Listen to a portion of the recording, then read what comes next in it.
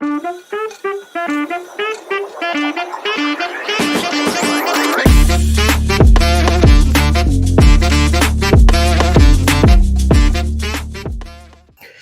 Everyone, मेरा नाम है श्रवण कुमार और काइजन क्लासेस के इस ऑनलाइन प्लेटफॉर्म पर एक बार फिर आपका स्वागत है। आज हमारा केमिस्ट्री का लेक्चर नंबर 3 है और आज के इस लेक्चर में हम लोग 3 इंपॉर्टेंट डेफिनेशंस की बात करेंगे, जिनमें से सबसे पहली डेफिनेशन का नाम इवेपोरेशन, सेकंड कंडेंसेशन और थर्ड सब्लिमेशन। बहुत सिंपल सी डेफिनेशन है और एक एक करके 1 बाय 1 हम लोग इन्हें डिस्कस करते हैं। सबसे पहले हम लोग यहां पर बात करेंगे इवेपोरेशन की। What is evaporation? तो देखिए, सबसे पहले हम लोग एक डायग्राम बनाते हैं और डायग्राम से समझते हैं बात को।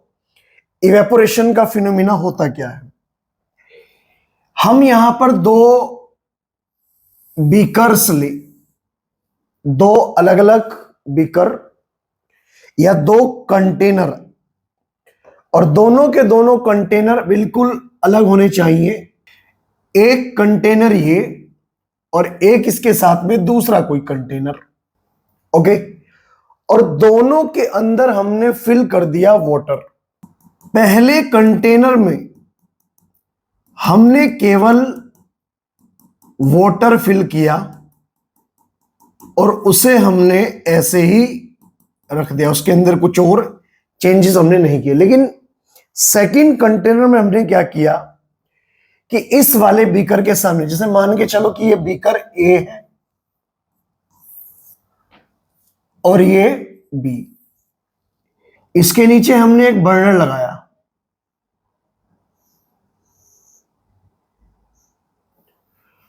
और जैसे ही हमने इसके नीचे बर्नर लगाया, बर्नर जलना स्टार्ट हुआ।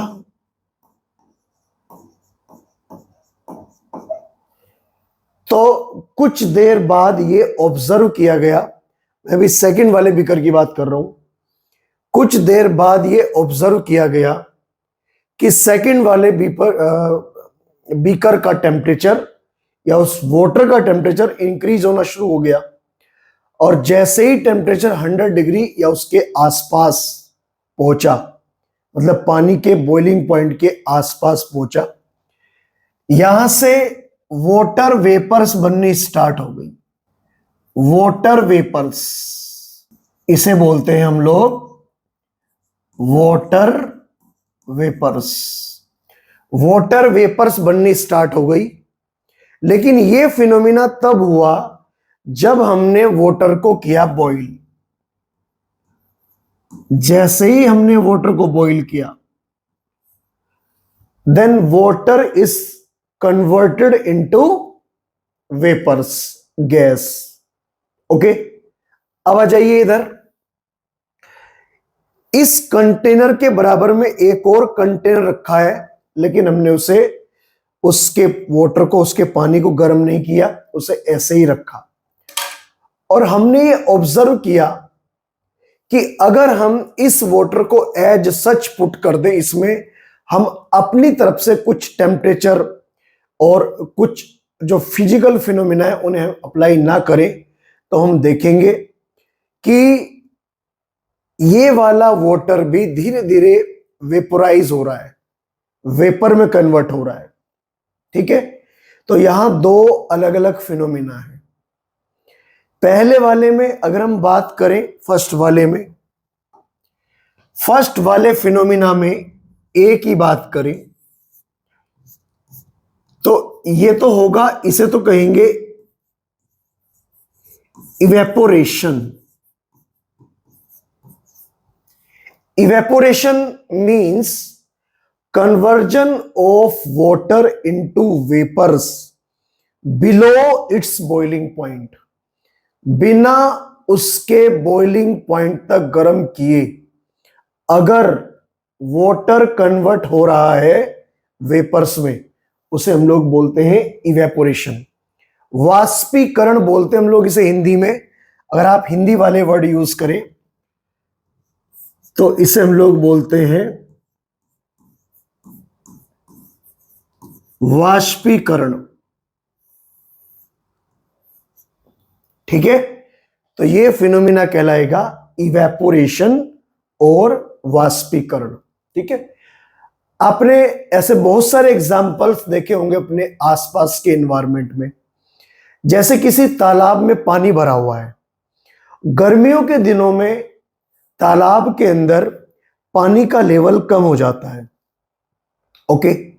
या फिर बरसात के दिनों में जो जहां जहां बारिश का पानी भरा हुआ था, किसी रास्ते पर या किसी खेत खलियान में या किसी भी जगह पर जहां जहां पानी का लेवल बढ़ा हुआ था, पानी भरा हुआ था, वाटर लॉगिंग हो रखी थी, तो जैसे ही गर्मियों के दिन आएंगे तो धूप पड़ने की वजह से वो सारा का सारा पानी उड़ जाता है, वाष्पीकृत हो जाता है, वो उसका वाष्पीकरण हो जाता है। इसे हम लोग बोलते हैं इवेपोरेशन। ठीक, और भी बहुत सारे एग्जाम्पल हैं कि जैसे अगर हम अपनी हथेली पर पेट्रोल या एसीटोन नाम का केमिकल आता है, अगर उसे हम लोग अपनी हथेली पर रखें तो कुछ देर बाद पेट्रोल हथेली से गायब हो जाता है, उड़ जाता है। ठीक है, तो इसे हम लोग क्या बोलते हैं? इसे हम लोग बोलते हैं वाष्पीकरण या फिर इवेपोरेशन। ये तो है इवेपोरेशन। तो फिर दूसरे वाला फिनोमिना क्या है? दूसरे वाला फिनोमिना, अच्छा एक काम करते हैं, पहले इसके डेफिनेशन लिख लेते हैं। क्या डेफिनेशन है इसकी? Evaporation is the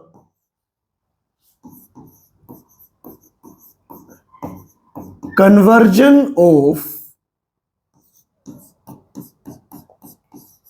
water into vapors और gases। एक और वर्ड है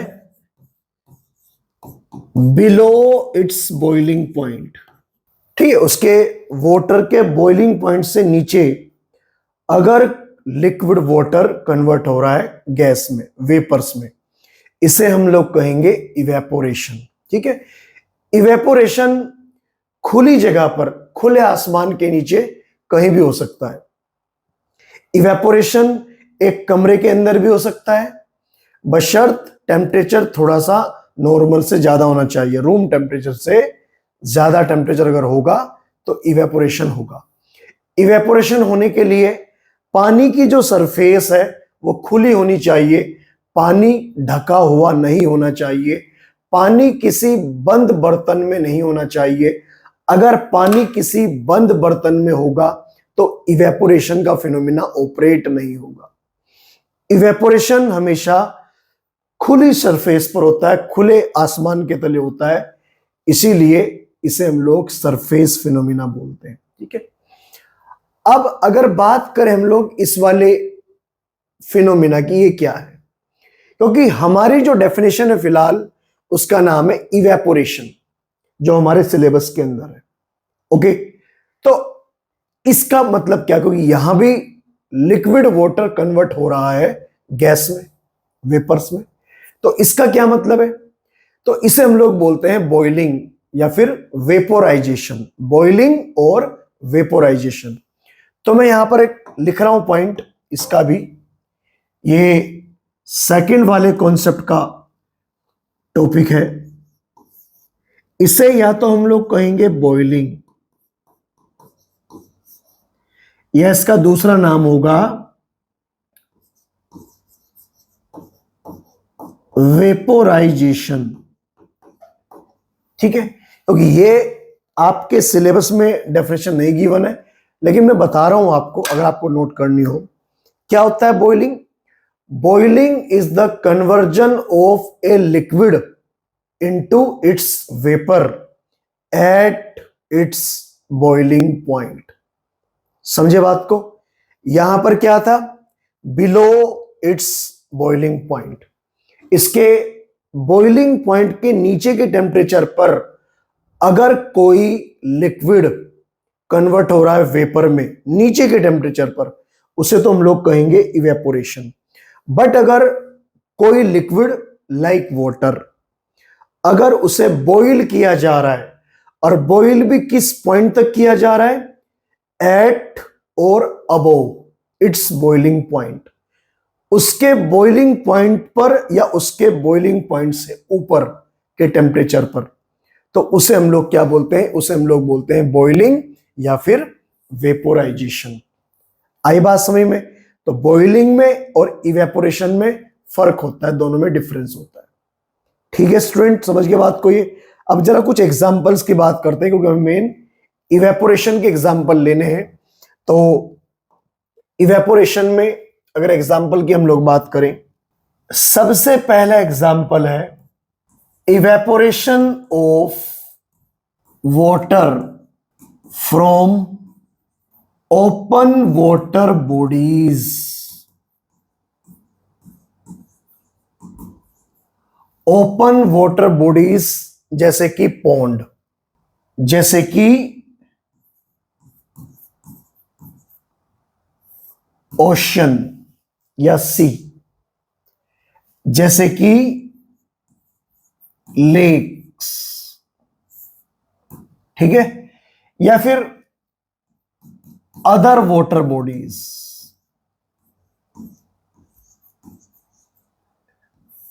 ऐसे कहीं पर भी पानी भरा हो वहां पर इवेपोरेशन आसानी से हो सकता है, तो ये इसका एग्जांपल है। ओके, तो इवेपोरेशन का एक और दूसरा example, if we put petrol और आपका एसीटोन ऑन आवर पाम, अगर अपनी हथेली पर हम लोग पेट्रोल रख दे, एक दो ड्रॉप्स, या फिर एसीटोन पुट कर दे, तो कुछ देर बाद अपने आप ही उड़ जाता है, वो आसमान में चला जाता है। ठीक है, तो ये भी इसका एग्जाम्पल है। और जैसे गर्मियों के दिनों में हम लोग बाहर से अंदर आते हैं कमरे के अंदर, तो हमें स्वेटिंग, हमारी बॉडी पर स्वेटिंग होती है बहुत ज्यादा, लेकिन कुछ देर बाद वो स्वेटिंग, वो जो पानी पूरी बॉडी के ऊपर जो लगा हुआ था स्वेट का, पसीने का, वो कुछ देर बाद अपने आप ही उड़ जाता है। और वो जल्दी कब उड़ता है, जब हम लोग पंखे के नीचे बैठते हैं या कूलर के सामने बैठते हैं, वो जल्दी उड़ जाता है।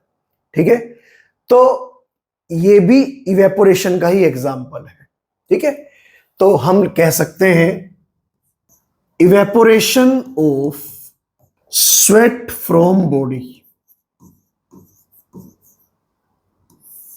ठीक है, तो ये सब इवेपोरेशन के एग्जाम्पल्स हैं, दो तीन एग्जाम्पल है। इवेपोरेशन आप समझ गए होंगे। अब मैं आपको बता रहा हूं कि इवेपोरेशन को अफेक्ट करने वाले फैक्टर कौन कौन से हैं। इवेपोरेशन कहां पर ज्यादा होगा, कहां पर कम होगा। तो देखिएगा, हमने भी थोड़ी देर पहले बताया कि इवेपोरेशन एक सरफेस फिनोमिना है, सरफेस के ऊपर होने वाला फिनोमिना है।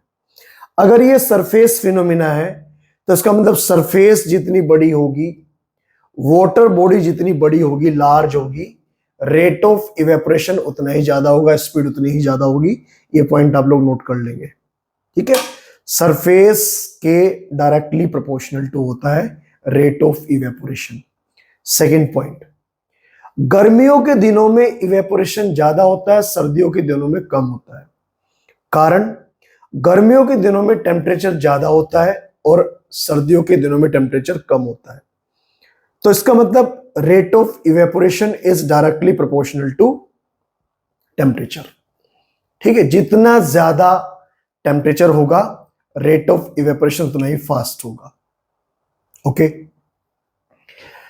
जब कभी हवा चलती है, तेज हवा चलती है, जिसे हम लोग विंड बोलते हैं, तो उस टाइम पर कपड़े जल्दी सूख जाते हैं।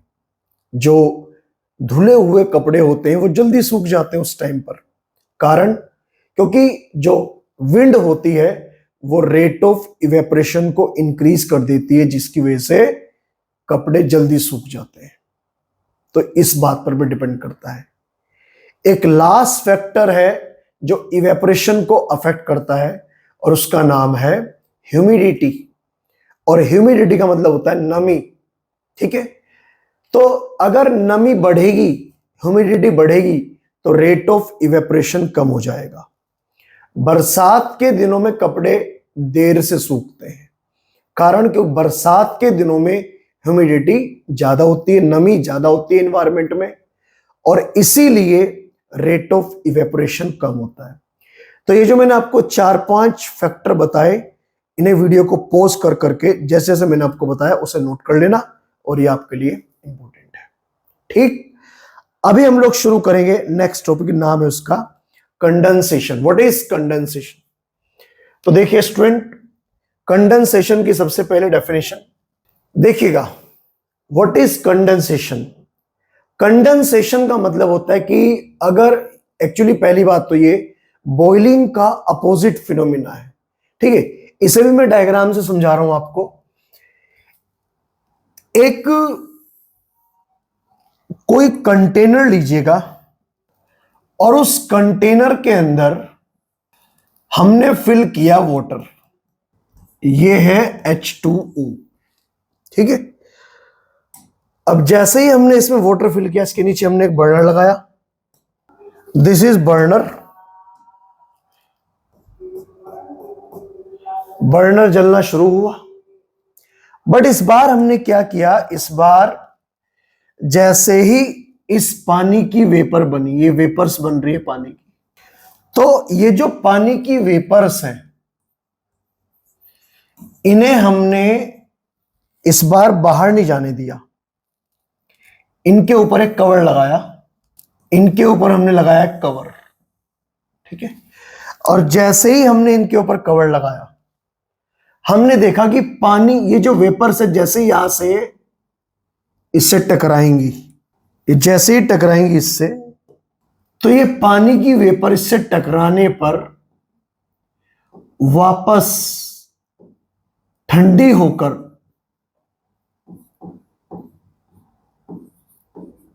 ड्रॉपलेट्स में कन्वर्ट हो जाएंगी। ठीक है, ड्रॉप बन जाएगी इनकी, वापस लिक्विड बन जाएगा। तो अगर कोई भी लिक्विड जो बॉईल हो रहा है, और बॉईल होते टाइम अगर वो किसी सरफेस से टकरा रहा है बार बार, तो वो सडनली कूल हो रहा है, अचानक ठंडा हो रहा है। और वो जो अचानक ठंडा होने की जो प्रक्रिया है, फिनोमिना है, उसे हम लोग बोलते हैं condensation. Sudden cooling of vapours convert into liquid is called condensation. ठीक है, अचानक जब ठंडा होता है या फिर किसी सरफेस से टकराकर ठंडा होता है, उसे हम लोग बोलते हैं कंडेंसेशन।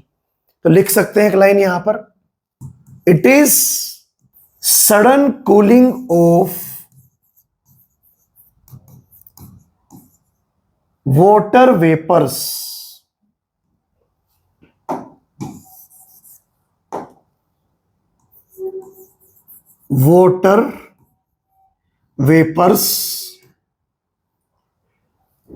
और अदर वेपर्स ऑल्सो इनटू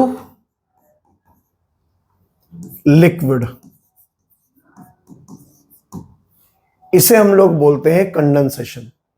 जो वेपर्स बन रही है कहीं पर भी, अगर वो अचानक ठंडी हो जाए, उन्हें बोलते हैं कंडेंसेशन। कंडेंसेशन एक आम फिनोमिना है, नॉर्मल सा फिनोमिना है। ये देखने को मिलता है अगर कहीं पर वेपर्स कन्वर्ट हो रही है आपकी वाटर ड्रॉपलेट्स के अंदर। ठीक, ये आसान सा तो ये हो चुका है। नेक्स्ट जो डेफिनेशन बनती है इसके अंदर, उसका नाम है सब्लिमेशन। ये ज्यादा इंपॉर्टेंट है थोड़ा सा, तो बात करते हैं हम लोग सब्लिमेशन की नंबर 3 पर।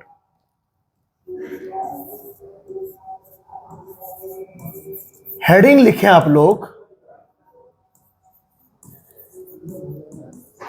सब्लिमेशन। क्या होता है सब्लिमेशन? अब ध्यान से सुनिएगा, ऐसे बहुत इंपॉर्टेंट फिनोमिना है।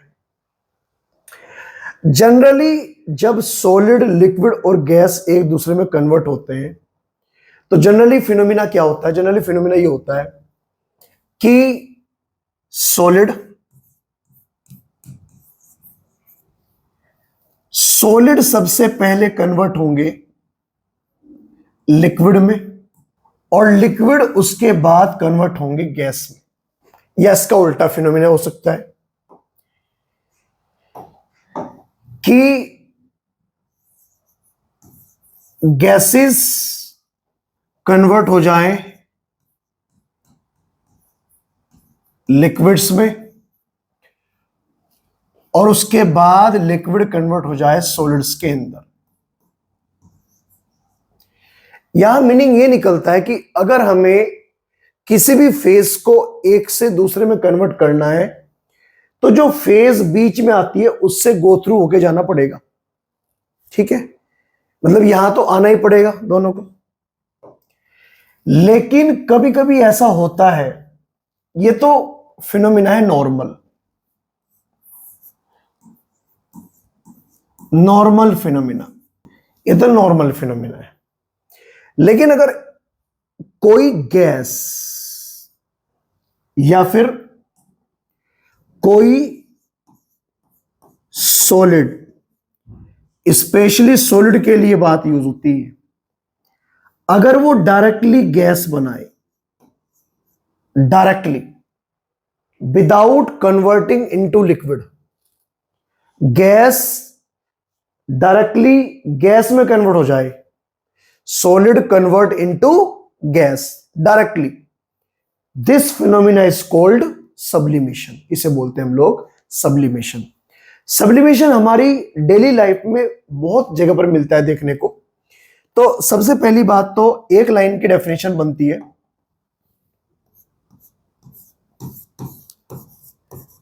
Conversion of solids into vapors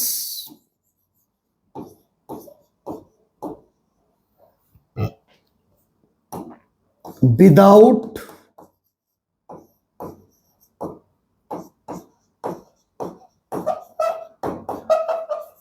changing in liquid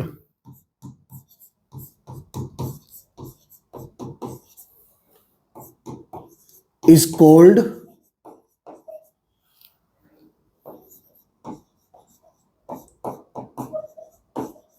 sublimation. इसे हम लोग बोलते हैं सब्लिमेशन। बिना लिक्विड में कन्वर्ट हुए, मतलब हमें ये वाली जो स्टेट है इसे नहीं लेना, सॉलिड कन्वर्ट हो रहा है डायरेक्टली इनटू गैस, इसे हम लोग बोलते हैं सब्लिमेशन। ये फिनोमिना कहलाता है सब्लिमेशन। ठीक है, सब्लिमेशन के एग्जांपल देखो, कौन कौन से एग्जांपल है जहां पर सब्लिमेशन होता है। पहली बात तो ये क्या है, ध्यान रखना आपको, सब्लिमेशन। ठीक है, वीडियो को पॉज करके आराम से नोट करेंगे आप लोग इसे। ठीक है, और अब मैं इसके एग्जांपल ले रहा हूं, बहुत ही कॉमन से एग्जांपल है, आप लोग देखते ही पहचान ले कौन कौन से इनके एग्जांपल है। आपने कैंपर, जिसे हम लोग बोलते हैं कपूर, ठीक है, मार्केट में कपूर की टेबलेट्स आती है, कैंपर आता है। तो अगर कैंपर की बात करें, कैंपर रखा रखा उड़ जाता है अपने आप ही। कैंपर की टेबलेट, कपूर की टेबलेट मार्केट में आती है, नेफ्थलीन बोलते हैं, नेफ्थलीन बॉल बोलते हैं सब लोग, ये ध्यान रखना आप लोग, नेफ्थलीन बॉल्स, ठीक है, केमिकल नेम इसका। तो वो रखा रखा उड़ जाता है, वो सब्लिमेशन का एग्जांपल है। आयोडीन,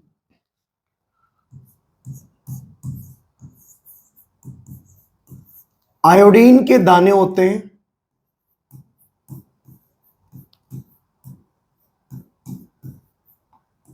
वो भी रखा रखा उड़ जाता है। एक सोल्ट होता है, उसे हम लोग बोलते हैं अमोनियम क्लोराइड,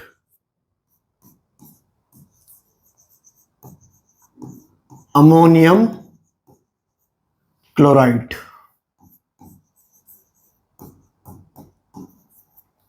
ठीक है, इसके अंदर भी सब्लिमेशन होता है। ठीक है, तो ये कुछ इंपॉर्टेंट एग्जाम्पल है सब्लिमेशन के, जहां पर सब्लिमेशन पाया जाता है। Sublimation means conversion of a solid into vapours directly without changing into liquid. Normally normal temperature पर वो अपने आप ही वेपराइज हो जाता है, उड़ जाता है, भाप में कन्वर्ट हो जाता है, उसे बोलते हैं हम लोग सब्लिमेशन। ठीक है, तो ये डेफिनेशंस तो हो चुके हैं कंप्लीट। ठीक, और अब यहां पर जो आता है टॉपिक इंपॉर्टेंट, जिसके ऊपर भरपूर क्वेश्चन बनेंगे, एलिमेंट, कंपाउंड एंड मिक्सचर, ये टॉपिक है हमारा। ठीक है, उसके बाद में फिर सॉल्यूशन वगैरह आएगा। तो अब जो टॉपिक है जिसकी शुरुआत होने जा रही है, दो चीजें पढ़ा रहा हूं मैं आपको फिलहाल, एलिमेंट, कंपाउंड एंड मिक्सचर। पहले एक छोटा सा क्लासिफिकेशन देखिएगा आप लोग, और फिर समझिएगा कि हमें पढ़ना क्या क्या है। ठीक है, चलिए आगे बढ़ते हैं हम लोग स्टूडेंट। देखो भाई, मैटर की डेफिनेशन आपको दी गई थी। मैटर को हम क्लासिफाई करते हैं दो पार्ट्स में।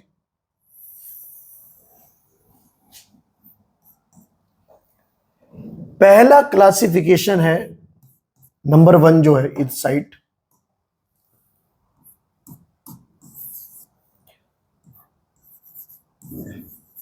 बेस्ड ऑन फिजिकल स्टेट, मतलब कोई मैटर दिखने में कैसा होता है फिजिकल स्टेट के बेस पर। सेकंड, बेस्ड ऑन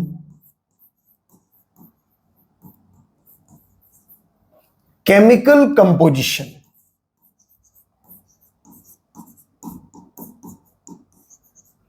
पहले इसकी बात करते हैं। फिजिकल फिनोमिना के बेस पर मैटर वैसे तो 3 टाइप का होता है, लेकिन हमने 5 टाइप आपको लिखवा रखे हैं, सॉलिड, लिक्विड, गैस। 3 तो ये, और 2 हमने अलग से लिखवाए थे, प्लाज्मा और एक बोस आइंस्टीन कंडेंसेट। तो 3 टाइप तो ये, सॉलिड,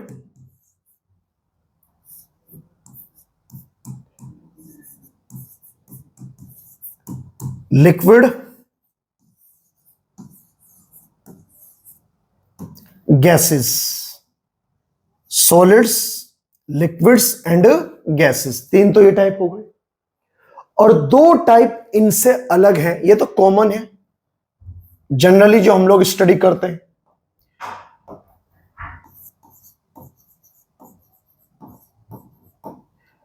लेकिन 2 टाइप में से एक प्लाज्मा और एक को हम लोग बोलते हैं बोस आइंस्टीन कंडेंसेट। ठीक है, ये रेयर मिलते हैं। रेयर मतलब कहने का कि इनके एग्जाम्पल बहुत कम है, इनके एग्जाम्पल बहुत सारे हैं। इधर आते हैं, केमिकल कंपोजिशन का मतलब क्या होता है। केमिकल कंपोजिशन का मतलब होता है कि किसी भी सब्सटेंस के अंदर क्या कंपोजिशन है, उसके अंदर है क्या। जैसे सॉलिड भी अलग अलग तरह के हो सकते हैं, आयरन भी सॉलिड है, और वुड, लकड़ी का टुकड़ा भी सॉलिड है, ये प्लास्टिक का पेन ये भी सॉलिड है, एल्यूमिनियम भी सॉलिड है, कॉपर भी सॉलिड है। बट इन सभी सॉलिड का कंपोजिशन अलग अलग है। इन सभी सॉलिड्स में जो अंदर केमिकल भरा हुआ है वो सबका अलग अलग है। तो कंपोजिशन मतलब होता है केमिकल क्या है उसके अंदर प्रेजेंट। कंपोजिशन के बेस पर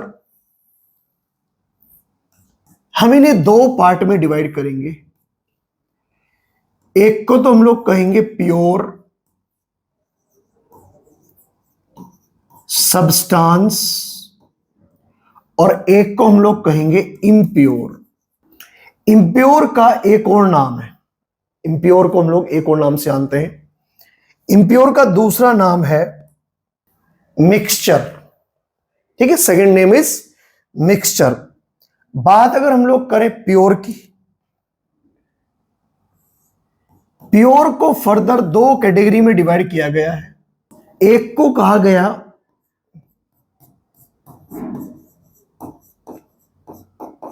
एलिमेंट्स और एक को कहा गया कंपाउंड।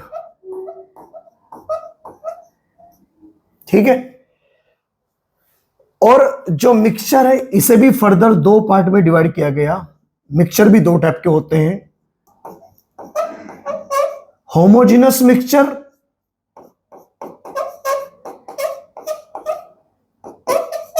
और दूसरा होता है हेट्रोजेनस मिक्सचर। ठीक, तो अब ये पूरा फ्लो चार्ट इस पूरे चैप्टर का कंप्लीट हो चुका है। ठीक है, अब इसमें हमने पढ़ क्या लिया पहले वो देख लीजिएगा।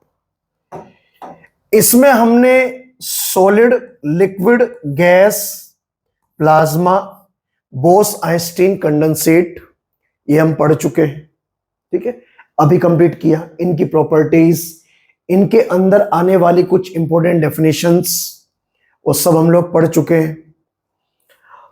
और अब हमें शुरुआत करनी है एलिमेंट की, उसके बाद कंपाउंड की, उसके बाद होमोजेनस मिक्सचर की और उसके बाद हेट्रोजेनस मिक्सचर की। मतलब कहने का ये वाला पार्ट हमने कंप्लीट किया और ये वाला पार्ट अभी बचा हुआ है।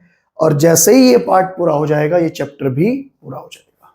ठीक है, तो मुझे उम्मीद है आज का लेक्चर आपको अच्छे से समझ आया होगा। ठीक है, बहुत ही सुकून से आप लोग पढ़िएगा, बहुत आराम से आप लोग पढ़िएगा। वीडियो को स्लो भी कर सकते हैं, वीडियो को फास्ट भी कर सकते हैं। हमारी स्पीड यही रहेगी, हम इसी स्पीड से बात करेंगे जिससे कि आप कॉन्सेप्ट को बहुत इजीली सीख पाएं और कोई भी ऐसा क्वेश्चन ना हो जो आपका गलत हो या छूटे। ठीक, तो आज के इस लेक्चर को बच्चों यहीं पर कंप्लीट करते हैं। मिलेंगे हम लोग नेक्स्ट लेक्चर में, और नेक्स्ट लेक्चर में हम लोग बात करेंगे इन टॉपिक्स की। Okay, thank you, all the best.